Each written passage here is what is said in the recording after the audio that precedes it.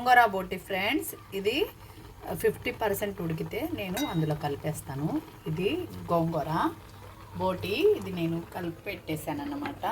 చూడండి, టమాటా, ఉల్లిపాయ, పచ్చిమిరకాయలు, మసాలా అన్నీ కలిపేసి పెట్టాను అన్నమాట. ఇది ఇలా ఇది 50% ఉడకంగానే నేను మొత్తం ఇందులో కలిపి పెట్టేస్తాను ఫ్రెండ్స్.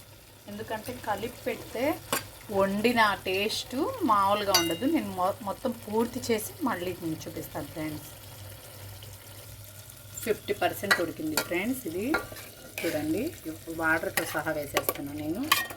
నాకు అది వేరు ఇది వేరు వండితే నాకు టేస్ట్ ఎలాగో ఉండేది.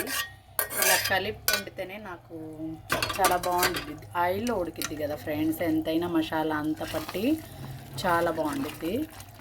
కొంతమంది అన్నీ వండేసి చేసి కలిపేస్తారు. నేను అలా కలిపితే నాకు అంత ఇదిగా అనిపించదు. మా అమ్మ కూడా చిన్నప్పుడు అది విడిగా ఇది విడిగా చేసి పెట్టేది, అప్పుడు తిన్నాము.